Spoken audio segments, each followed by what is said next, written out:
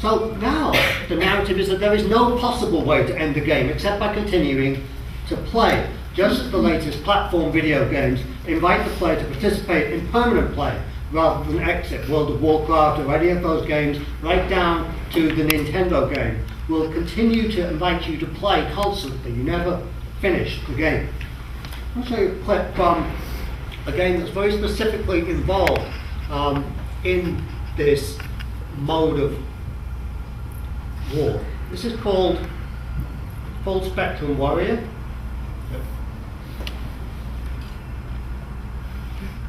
Sorry about that. That's this really annoying thing where it shrinks the screen when you're trying to use it like this. I wish it wouldn't do that. Okay. This actually didn't want the sound. This is a game called Full Spectrum Warrior, and it's playing on the idea of full spectrum dominance, which is what the Revolution in Military Affairs wanted to achieve, the total control of the environment. You play it with a form of helmet on your head that you place on your head, so you're immersed in the environment. And it's used both to train soldiers for Iraq, to give them a sense of what the environment will be like when they get there. And it has now been more recently adapted to treat them for post-traumatic stress disorder. In other words, that you can put the soldier back in a controlled way back into Iraq by using Full Spectrum Warrior. So this on the one hand shows how limited the understanding of Iraq is. This is in no sense Iraq. But that the way that the war is being fought is precisely as a modality of video game. This is no small problem. In the current issue of the New Yorker, it's estimated that 300,000 combat troops are suffering from post-traumatic stress. So the apparently unforeseen direction of the war they began with, the way it seems to be yawing backwards and forwards, results in part from the very oddity and rigidity of the concept of culture being deployed by the military. If culture dictates the rules, then there ought to only be one way to play the game. But now visualization is becoming the key leadership tactic that holds together all these disparate aspects of counterinsurgency. It insists on heroic leadership, manifested precisely as the ability to perceive visuality. And what this means is that in the counterinsurgency manual, there's a section at the end which is for use for officers in the field. Visuality is here defined as the necessity of knowing the map by heart. And this is a fully cognitive mapping, to use Jameson's term. You have to know the culture of the region, the history, the people, the topography, the economy, and the culture of their area of operations. That's what the military term the battlefield. So the counterinsurgent transforms his tactical disadvantage into strategic mastery by rendering the unfamiliar territory into a simulacrum of a video game's fully rendered space. So when soldiers say, as they very frequently do, that action is like being in a video game, it's not a metaphor. By turning the diverse aspects of foreign life into a single narrative, again, this is an instruction in the counterinsurgency manual to create a single narrative. The counterinsurgent feels in control of the situation, as if, again, a player in a first-person shooter video game. The commander feels himself to be in the map, just as the player is emotively in the game. And taken together, these abilities are summarized as, quote, the commander's visualization. So they're directly using Carlyle's 1840 term. The presence then of the commander and his visualization are decisive in conducting the operation. So what are we to make of all this? I would say that in order to understand these paradoxical ordinances between different modes of media and visibility and modes of military practice, it's useful to think about this in terms of mapping. You'll remember that in Agamben's essay on the state of emergency, he talks about the way that the state of emergency questions the border between the norm and the exception, generating what he calls a zone of indifference, where inside and outside do not exclude each other, but rather blur with each other.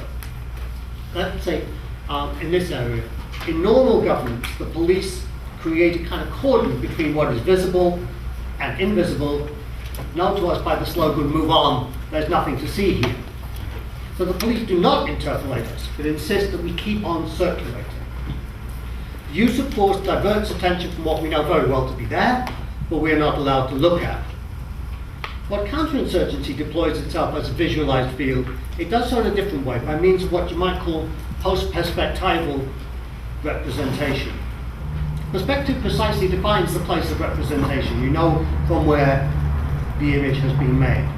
Whereas the state of exception is a non-place, like the mystical perception of Carlyle's hero, is precisely anti-logical. This perception is comprised of a mass of imagery, some of the things we've already seen, digitized images, satellite photographs, night vision goggles, map-based intervention, and so on, creating a post-perspectival space that generates a three-dimensional rendition of an Iraq that corresponds to the counterinsurgency experience of space in a grid that is fully accessible only to the commander, the modern-day hero. So in this view, a civilian house that is destroyed by bombing are literally, not metaphorically, seen as collateral damage, not total. So one might say in this case then that in the blurred zone of neo-visuality, counterinsurgency can allow the forbidden to emerge into visibility, whether by choice or by accident, and survive. So there was a deliberate revealing of Guantanamo Bay through those early photographs to strike fear into actual and potential insurgents, whether in the Middle East or in the US. On the other hand, when the photographs from Abu Ghraib emerged in a way that's clearly accidental, there were no long-term consequences from that revelation. Indeed, there was no mention in the 2004 presidential election, and everybody in the chain of command above Janice Karpinski, who's the woman in charge of the prison, has been promoted. So the revelations prevented neither the generalization of torture nor the expansion of the counterinsurgency.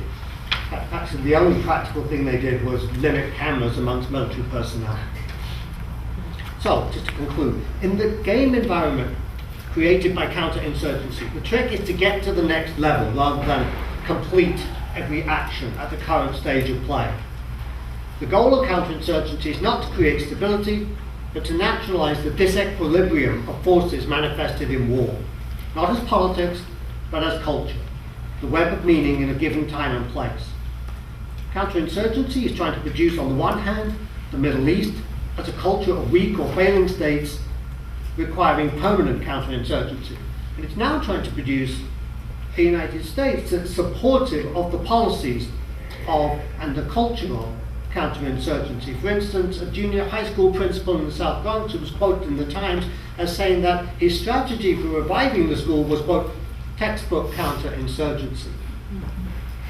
So the war strategy that we've seen in the bailout of Wall Street just in the last couple of weeks, everybody has noticed the parallel between the war resolution of 2002 and the current bailout, and yet it's still apparently going to pass.